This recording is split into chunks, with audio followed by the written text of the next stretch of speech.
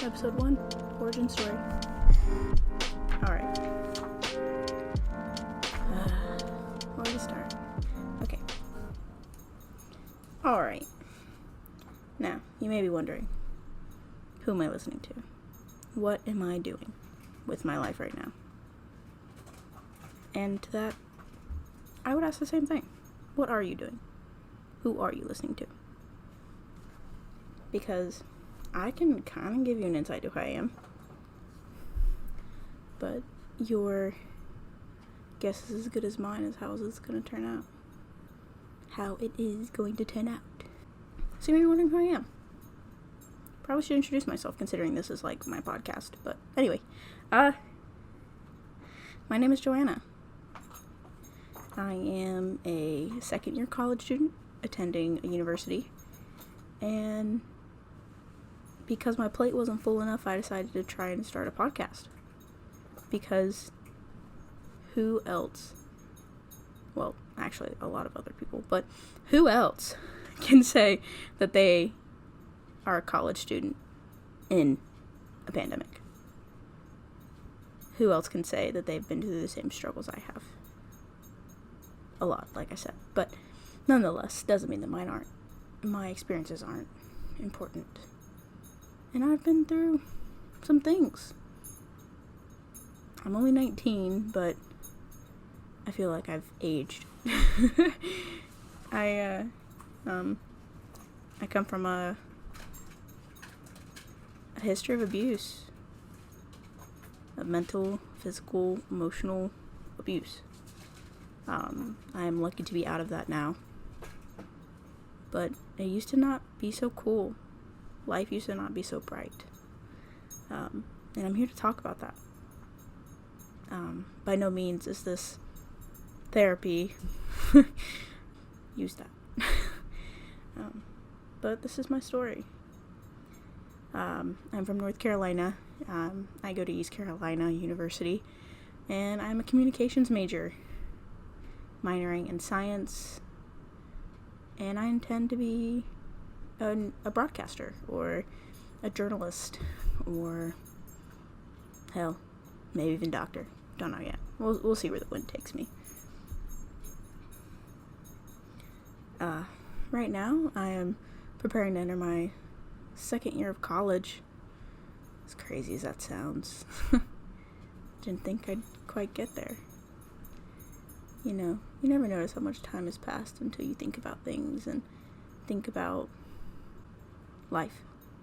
Until you're laying at your bed, 3 a.m. staring at your ceiling, wondering, where is the time gone? When did I become a fully functioning adult paying rent and paying vet bills for a dog? When did I become this self-sufficient person? Who let me do this? I don't know who let me do this. I don't think that was fair. I didn't agree to this. I didn't agree to any of this, but it's alright. It's cool. It's whatever. It's alright. You know, I'm doing this for me. It's kind of a tracking of my progress as a college student, a girlfriend, a best friend, a dog mom, a cat mom. As a kid who's healing from traumatic experiences in their life, who's trying to better themselves, and who's trying to prevent the same thing from happening to her kids one day. I want to tell my story. I want to talk about my history. Not everybody knows my story. I grew up in a very small town, about 2 hours away from Greenville, where I go to school, and everybody knows everybody. But nobody really knew what was happening to me. Me getting hit upside the head with a Yeti cup. Me getting my face beat in whenever I slammed a door too hard. Nobody knew. And I didn't really show the effects of abuse. I was a AB honor roll kid who in high school was drum major of my marching band. I was set designing and working on stuff for our theater department. I was a beta graduate. I graduated with a 3.9 GPA. I was a kid who enjoyed school. I enjoyed school so much because I loved to learn. Learning created this outlet for me to express myself and to escape from the troubles of being home. Now, life wasn't always bruises and blows to the head, and when it was good, it was good. When it was bad, it was bad. And that's still not okay. Discipline is one thing, but abuse is another. It is something that sticks with the person for years. Every action that I've done from the first time hands were put on me were in fear of what was going to happen next. And I don't have that anymore. I'm not scared. I'm not scared of somebody coming after me anymore. The boogeyman's gone. I'm getting hit because I defended myself, or because I was trying to prevent spousal abuse. Who grows? I want to be somebody who gives advice and isn't scared about the advice she gives because she's worried. I want to be bubbly all the time. I don't want to be scared. I'm having a moment here. Luna, come here. It's a life with dogs. And like life happens, it's never planned. Nothing you can ever plan goes to plan. For example, I'm 19, second year in college. Going to college during a pandemic. I started college during a pandemic. Thank you. But who knew that 6 months into my school year, when we would be sent home, I would be returning to the area in the spring to go to school. Who knew that I'd find a dog? And who knew that dog would change my life? Who knew that I would go to school and fall in love? Well, that's kind of like every rom-com there is out there. Has anybody ever seen Legally Blonde? That's the whole freaking plot. Anyway. But here I am. I'm 19. I'm getting ready for probably one of the biggest life choices, moments of my life. At 19. And I'm excited. So what better time to start a hella dramatic, hella wild, frankly probably stupid podcast. This is the golden time, because right when I start a new job, I'm about to start my second year of college, I'm about to start a rigorous and 12-hour-a-day camp. This is the perfect time. Because there's never going to be a right time to start stuff. You just gotta do it. And I've been putting this off for 6 months. It's time to do it. It is time to get this podcast out there. Because I know what I want to achieve. I have a goal. And even if it's just my dad listening to this podcast, because all my dad does is listen to podcasts. Hey Dad, hope you're having a good day. I just want somebody to say that they know a little bit more about me by listening to this. Now, I plan to achieve 3 things. 4 things. 5 things? 4 things. 3 things. 3 things, sorry. I plan to achieve 3 things with this podcast. I want to hold myself to something. I'm a scaredy cat. Full through. I'm a scaredy cat. And there are times where I'll agree to something and I'll do it once, and then I'll never do it again because I'm scared of the work. I'm scared of the commitment. I'm scared of what's going to happen. I don't want to be scared anymore. I've been scared of failure, as a lot of people are, my entire life. You know, this abusive household I grew up in, which I'm not in anymore, my biological mother and her husband scared me all the time, because if I wasn't at school getting straight A's, they had a problem. If I wasn't working 40 hours as a full-time high school student, it was a problem. And I'm tired of that. I want something to hold myself to make myself proud, and say that I did this. I accomplished this, even if it's just one episode. Just to have one episode published. Which, the goal is at least 10. But, you know, we're starting small here. I want people to know that they're not alone. When you come from small towns like I did, everybody knows your business. Everybody sees everybody at the Piggly Wiggly or the Food Lion or the Walmart. Everybody sees people. My small town, everybody knew your fucking business. Because half the time, the kids you went to elementary school with, you went to high school with. And that shit's ridiculous. So, the first time I went to school with a black eye, I was in like 4th grade. And from that point on, people knew. After the 3rd or 4th time, you can't blame it on falling outside.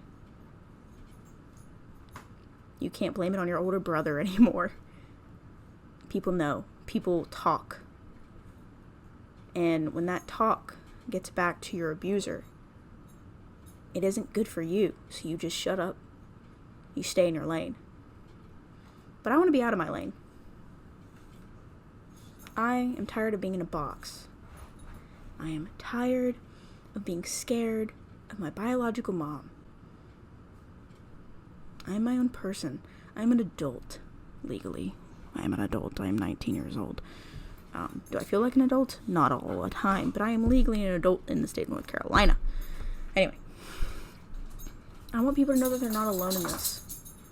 I want people to know that there's other people like them who come from parents who abuse them and only get their freedom once they get away from their family. And some don't even get that. Some aren't as lucky. Some, unfortunately, fall into traps where they have spouses that abuse them and then just go down the rabbit hole again. I want to avoid that. I want to create a community that people can come to. Even if it's just my videos, they just know that one person is like them. One person is as fucked up as they are. That's the whole genre of this. I want people to know that they're not alone. I want a podcast for fucked up people like me.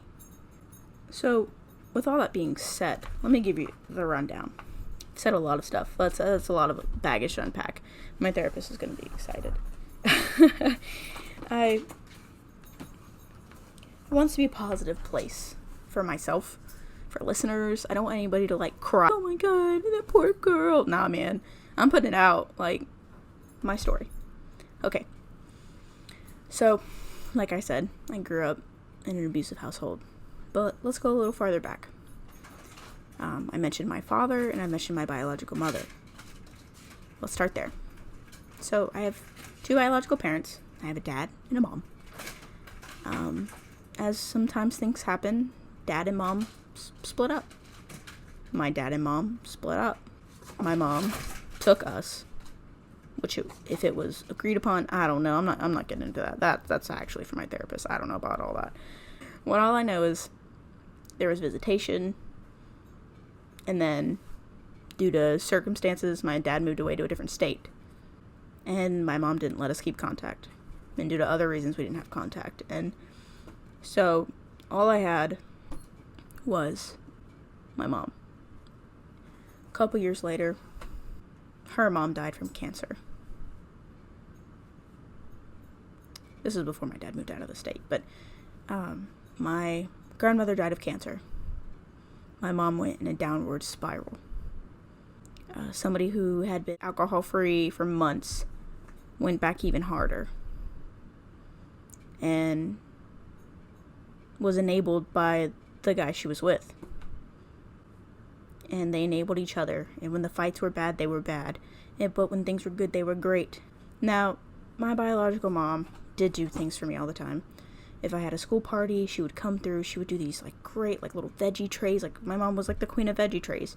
The last minute costumes. But she was also the artist behind my bruises. The artist behind the cuts when things would hit me and break. She was also the mastermind with the way she articulated her sentences to make me feel like I was a burden because I lived. I was the one that made her spend money on snacks. I was the one who needed to live. And that bothered her. Or so it felt like. I remember the only time I would get told I'm proud of you was when they were drinking. Or every now and again when my mom realized I'd pushed so hard for something. And whenever she was up in her bipolar, she'd tell me how proud of me she was, how much she loved me. But when she was down, I just reminded her of my dad. I reminded her of a marriage that failed. And that wasn't cool. Now, I do have an older brother. We don't speak that much anymore, but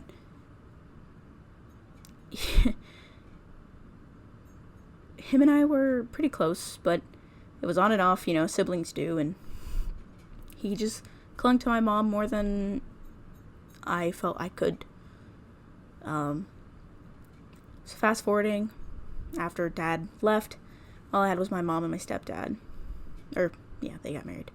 Stepdad, and I was only his kid when he was drunk. Or when he was drinking. I was his baby girl. But when he was sober, I was your daughter. Not ours, yours. And that stuff sticks with kids. That shit hurts. And I'll never forget that. I'll never forget when he told me he loved me, when his eyes were glazed over from the third airplane bottle of Jack Daniels. I'll never forget all the times he almost killed us by drunk driving, or by him and my mom getting in a fight and throwing something. Well, we probably would have died by that, but, we injuries. And then, on my junior year of high school, I was really excited for senior year. I just found out I was going to be drum major of my high school band. I had a new band director who was really cool, who was loving all my ideas, and who actually helped me, or let me help her, write my senior show. A opportunity a lot of kids don't see in band. It's really cool to be collaborating with your instructor. I had just won, or my team and I just won second place in a regional band or beta competition. I won a couple different awards and other events. A really high point in my life. I was just guaranteed an honor grad. If I kept my GPA up, I would graduate with honors. Like, so many high achievements in my life. And due to some circumstances, I left. Or, yeah, the story is I left. The story isn't Joanna left to go to safety. The story in her head is Joanna left. Joanna fled. Joanna packed a backpack, her school things, and another shirt or two. I had 2 shirts, 2 pairs of jeans, and my work clothes. And I left my biological mom's house in February of my junior year of high school. Because Joanna fled. Joanna packed a backpack, her school things, and another shirt or two. I had 2 shirts, 2 pairs of jeans, and my work clothes. And I left my biological mom's house in February of my junior year of high school. Because I couldn't take it anymore. I moved in with my adopted parents, people who had known me ever since I was a kid. Because, like I said, everybody knows everybody. And they knew my situation quite well. They took me in. I had a room. I had people who cared for me. I had my license yet. I was high schooler. I was getting my license late because things, and they never complained about having to take me back and forth to work. They never complained about buying snacks. They never complained about my band and drama rehearsals going late into the night. They never cared. They just wanted me to be successful in school. My adopted dad, all he wanted me to do was go to school. That's what he told me. Just go to school. Get a degree. Don't worry about boys. Boys are stupid. Get a degree. My adopted mom said the same thing. Just go to school. Get through school. We will do whatever we have to do to get you through school. So I did. I went to school, and I had a support system. Homework came first. Work came second. Everything else followed. School was first. Something I hadn't really seen. People who asked about my day, who asked about my schoolwork, who made me feel like I wasn't a burden to exist. And it was scary. At any point, I could have been ripped away from this family, because technically this wasn't a legal adoption. In this small town, my biological mom would rather have left me like she did. She knew if she came and got me, I probably would have done it again. And she would rather me stay put because she knew I would be happy. This little small town where she grew up in, and all of my great aunts and uncles were. God forbid they find out that she was hitting her kids or a kid ran away. She'd rather die than see that. She'd rather die than hear that. Be faced with the consequences of that. Now, it's not like DSS didn't know my name. Social services knew my name. They knew me. But that's another story. So I stayed put. And I was always told I can go home if I wanted. But I was home. My adopted parents gave me a home. Gave me a new life, a new chance to be a good person and to flourish. They gave me life. And after this, my communication with my dad got better. I was able to, see him. Now, my biological mom did help a little bit with that, because after 6 months of not speaking, she knew that I wasn't coming back. So she tried to help whenever she could, but like I said, the good doesn't outweigh the bad. I still remembered every word she called me. I still remembered every bruise she left. I remember every incident. Some more than others. I remember everything from my childhood that happened. I do remember the good things. All the parties she would plan for my birthday last minute. All the time she'd make my favorite food. But I remember all the bad things too. And I've already put myself through emotional and mental hell trying to rationalize if I should still have a relationship because she knew my favorite food and would make it for me when it was a hard day. At the end of the day, I'm what matters, not my relationship with her. Now that may seem harsh, like, oh man, you're talking about your mom. Oh, your mom, dude, that's your mom. Yeah, cool. She's also my abuser.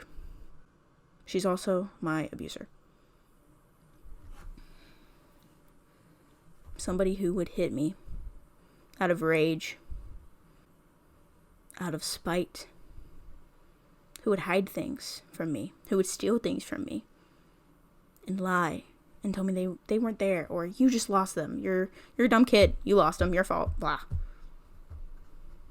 Who kept things from me, who kept relationships with my grandparents from me, on my father's side, because it wasn't her, quote unquote, problem.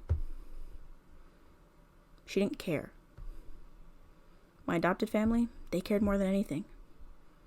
My adopted parents are in the medical field. They've seen all tragedies of accidents. They've seen terrible things, and they're always cautious about their kids. They have kids of their own, And I was one of their kids. They helped me get my first car once I got my license.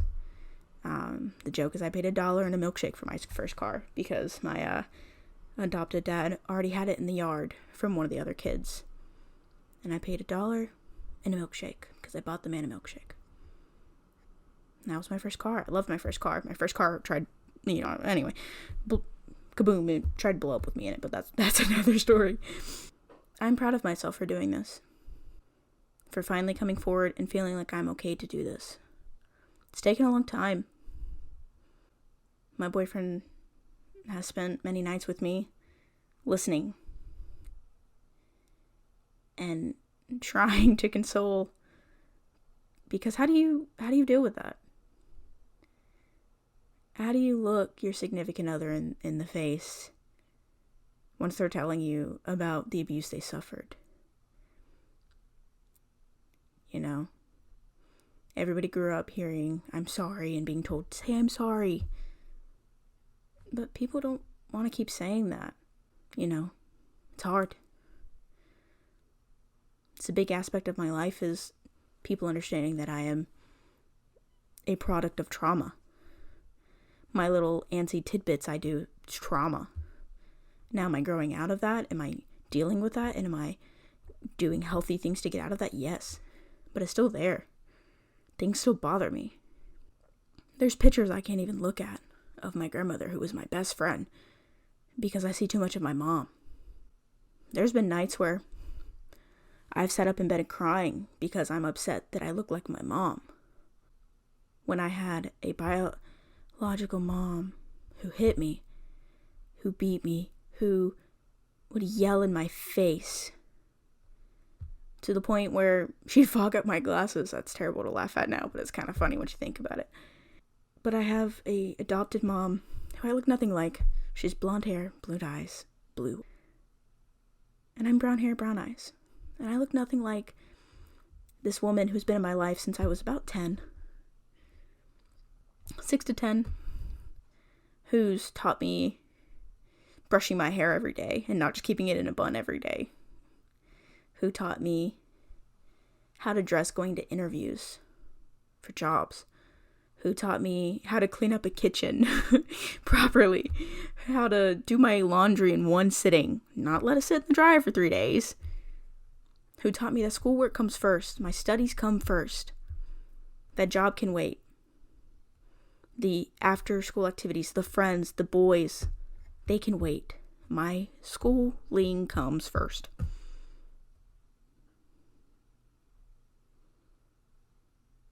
I don't look like her. Now, don't get me wrong, I'm pretty banging. I'm pretty cool. But it's things you have to rationalize, and things you have to think about, and things you have to cope with. And that's what I do. I cope. And I'm learning new habits. I'm unlearning things. I'm relearning things. Because I deserve to live freely and not live in fear. I deserve to hold people in my life accountable. And that's what I'm doing. I'm holding myself accountable. Because it starts with me. I don't care about anybody's opinions of me. That's why it took me so long to start this. I was always worried. What if my biological mom hears this? What if some kids from my high school hear it? What if their parents hear it? I don't give a fuck. Half of them already know the shit anyway. Half of them already know because they probably saw my black eye. Half of them probably know because they saw my busted lip from a Yeti cup. They know. So, with the help of my super supportive boyfriend, I'm doing this. I'm sitting in our apartment, full of boxes to the brim because we're in the process of moving. 2 weeks into a new job that I just started. 3 weeks out from a treacherous band camp I'm about to go through. And I'm holding myself accountable. I'm doing this for me. That's what I'm doing this for me. And maybe somebody who listens will finally get the courage to do that one thing for them. Maybe it's going to Target and buying that dress you've seen on the rack for the past 3 weeks. But you don't think you'll look good in it because somebody told you looked fat in a dress. No, girl, go buy the fucking dress. Whose fucking money is it? Yours? That's what I thought. Go fucking do it.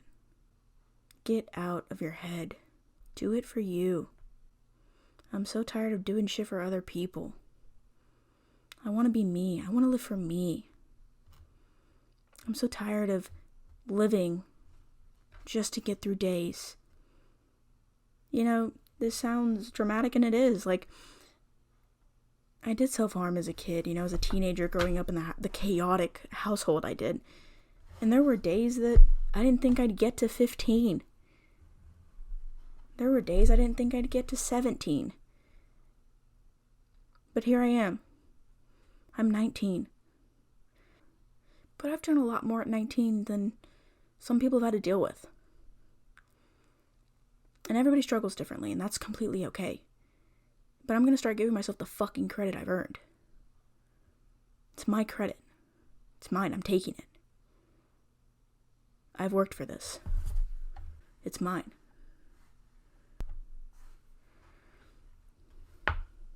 You know, just recently I went on a camping trip with my boyfriend and our friends, and, you know, I went on a camping trip, a week-long camping trip with a bunch of Boy Scouts. So, of course, I made all the Boy Scouts do the fucking work. This sounds so terrible. Nah, they're sweeties. They didn't mind setting stuff up, because I probably would have just fucked it up anyway. But I had time to read this book that I'd been putting off because I just was putting it off. I don't know why. And I found some things in this book. It's The Tiny Beautiful Things, Advice on Love and Life from Dear Sugar. Dear Sugar, if you guys don't know, because I don't fucking know.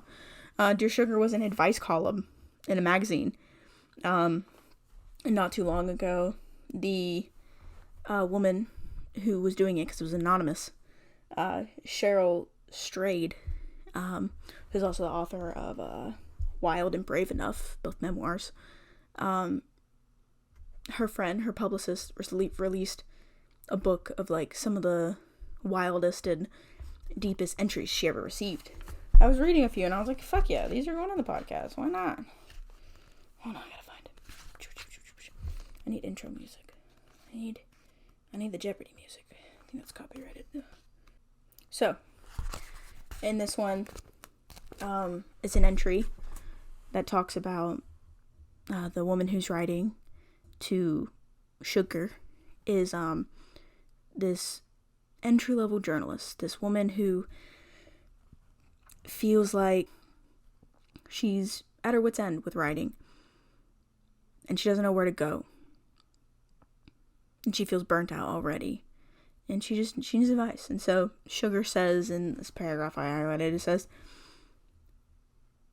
one thing that was actually two things pressed together like a back-to-back quote on my chalkboard: how much I missed my mother, and how the way I could bear to live without her was to write my book. The one that I'd known was in me since way before I knew people like me. The one I felt pulsing in my chest like a second heart, formless and unimaginable until my mother died. And there it was, the plot revealed, the story I couldn't live without telling. And hot damn if that isn't my life. My life has always been a story. I've always been the kid who talks way too much. Emphasis on way. People always call me charming. But no, I just talk too fucking much. And I spill way too fucking much. People know way too fucking much about me, and they're about to know way too fucking much more. Sorry, Grandma, if you listen to this. I'm so sorry, Grandma. But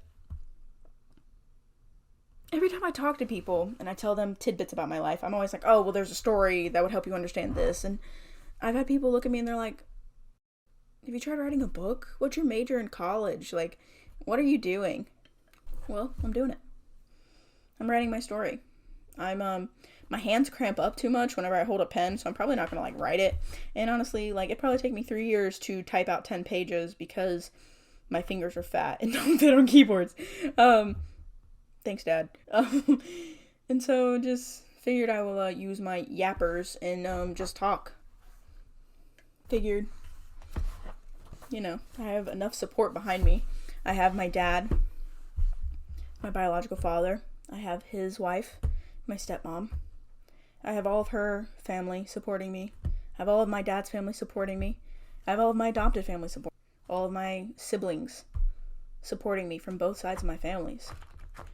I have the support of all of my friends in my drumline. Oh shit, I didn't talk about that. Anyways, side part. I'm a member of East Carolina's drumline. Go Pirates. Like, I have the support from all my friends who know me and they want to know more. I have the support from my boyfriend, his best friends, who, you know, I don't know where I'd be without. They're always there whenever I need help. I was in the process of moving out of my old apartment and moving into my boyfriend's apartment, and I'll tell you, moving out fucking sucks. And if it wasn't for those friends who came and helped, it probably would have taken us a lot longer than 5 hours to pack up and get out. A bunch of my life thinking I was alone because I was always told I was worth nothing, and because I was told I was alone when I'm really not. Literally in the room I'm recording, there's 3 cats and a dog somewhere. Like, you know, we have a zoo, and I don't know where I'd be without my zoo. My life is chaotic. Always has been, always will be. You know the plate you get at Thanksgiving, where everything's so piled on, and you're like, oh my god, where's my grape jelly? Where's my cranberry jelly? Where's my mac and cheese? Where's my biscuits? And it's all at the bottom. Yeah, that's how my life is. Just everything's piled on top. I probably have like 7 things going on this week, and I probably won't know until tomorrow when all my alarms go off. Like, my life is hectic. My life is a clusterfuck, and I fucking love it. I'm tired of people telling me, you have too much on your plate. You should probably calm down. I will never calm down. If anything, I'm going to turn it up a notch or 2. You know, because of all of this blabbering I've done. One of the theater awards I won in high school was It Goes to 11. Because I couldn't stop at 10. I had to go one more. Now, if that was in my dramatic schemes or how I always had to pile something else on my plate, we'll never know. I'm sure my theater director could probably tell me. But we'll never know. You know, I'm just going to say that it was my perseverance that got me through it. You know, like, this is for me. This is my story. What I had to write. It's my story. You know, speaking of what the fuck I have going on, let's talk about what the fuck I'm doing this week. So like I said, I've started a new job. You know, anybody who knows me knows I'm 5'2". I wear glasses, and I have a tiny little Hyundai Elantra. Okay, you know, little 4-door sedan. And, you know, I'm not the best driver. I wouldn't say I'm the worst driver. My boyfriend's a pizza delivery boy, and he scares me turning. But I'm not the best driver, but I'm pretty good. I mean, the DMV certifies me. And just recently I got certified to get my CDL permit. So, suck it, guys who think I can't drive. Fake fans. I'm just kidding. All my friends support me. I recently just got a job at the college that I go to for transit. Which means I'll be driving a bunch of, like, the school circulating buses around. It's the best paying job on campus, you know. I got a dog to feed. I got some cats to feed, you know. I got myself to feed. Probably shouldn't forget that one. And so I figured, I don't mind driving, even though I make my boyfriend drive everywhere, so he'd probably disagree. I like to drive when I have my tunes, okay? It's gotta be bumping. I don't care if it's 8 a.m., we're bumping. And so I applied at, I think, midnight on a Wednesday night, and Thursday morning I got an interview. I got an email about an interview. And so, you know, this is where life's taken me. Now, a lot has led up to that. A lot of shitty jobs and a lot of mistreatment that I've suffered from these jobs. And by no means, by the way, is this a pity party podcast. I just want to share my misfortunes and show you how I've made them better. Wow, I sound like a self-help book. Well, fuck it. If that's what it sounds like, that's what it is, you know? Maybe I should move this out of the leisure category into self-help, but I don't know about that. I am amazing. I get told it all the time. You know, my boyfriend tells me because I think he's just obligated at this point. I'm just kidding. You know, my parents tell me that. My adopted parents tell me that. You know, my friends tell me that. And I tell my friends that. And I believe I've thrived off of those compliments. Because I'm not used to having that. I've thrived off of learning how to love myself and the love and support from my friends. I have thrived. So I applied to be a transit operator. I applied to drive a big ass 19.5 ton bus. Where did I think I got that? Out of my ass, apparently. But I think I can do it, so we're gonna fucking try it. So in order to do that, I had to take some training, and I had to pass a CDL. Class B. I had to get my passenger, my general, my air brakes. Fucking air brakes, man. Jesus Christ. Honestly, the class wasn't that bad. My section leader in marching band, one of my really good friends, actually was taking the class too, because he got hired on too. So they knew we knew each other, and so they scheduled us together. So we were able to talk about it and text about it, and we were able to go to the DMV together. You know, like, we were able to not be alone. And, you know, say what you will about being a loner and being a lone wolf. Like, I'd much rather be with people who support me. I'd much rather corner than be alone. Yeah, I can be alone. I know how to be alone. I know how to eat Olive Garden by myself. I fucking do it often. That's not the point. What the point is, if there's one thing I've learned from being myself and being my bubbly personality, yeah, I can talk to just about anybody, but the people who are willing to have conversations with me back, and the people who care about my life and who text me on a random Wednesday just to see how I'm doing, I'd much rather talk to them than just be alone. Now, do I feel alone at times? Yeah, everybody does. That's the growing pain of being a college kid. That's the growing pain of being a year out of high school and a pandemic hitting. That's a growing pain 30-year-olds suffer, I'm sure. Like, I don't know. Ask a 30-year-old for reference. So I'm doing this. I'm going to drive a bus. I'm going to be a bus driver. Believe it or not, I'm actually also a tour guide for East Carolina. So if you ever need a tour, hit me up. I'll set up one for you. I know the director pretty well. He's a really nice guy. And it's really funny how me, of all people, I have 2 jobs on the campus I go to school at. And honestly, this time 2 years ago, I didn't even know where I was going to school. I had no plans. I had no idea. I didn't know what I wanted to major in. That's another story, though. How I settled on a communications major with a minor in science. Believe it or not, that wasn't my first choice. Believe it or not, that wasn't the first thing I wrote down on the general application that Common App makes you do. That wasn't the first thing. So you may be asking, what the fuck am I doing this week? I'm doing probably 40 hours of training how to drive a bus. I'm going to learn how to back up. I'm going to learn how to drive straight. Because believe it or not, it's very hard to drive straight. I'm going to be learning how to check oil in a bus, which, I mean, I already know how to check oil, but, you know, I'm going to be doing pre-trip inspections, making sure that the bus is safe for riders. So, if you're like me, if you sit at night and wonder, why am I this way? You're this way because you're meant to be that way. And I know how fucking stupid that sounds. But you're meant for that. That quirky thing that you do, that's you, dude. Fucking embrace it. Go buy the Target dress. Go eat at Jersey Mike's for the 4th time this week. Go buy Chipotle for the 8th time this week. Go do you. Do whatever's gonna make you happy. Money comes and goes. Friends come and go. People come and go. One thing that's forever? Dogs. I'm just kidding. I wish my dog would live forever. That's another story. I love my dog so much. But if you need a place just to kind of not think about your life and think about somebody else's, escape from your life, come here. Come hang out. Because it's going to be a clusterfuck every week. That's how it is. And I'm excited for it. Every week it'll be something new.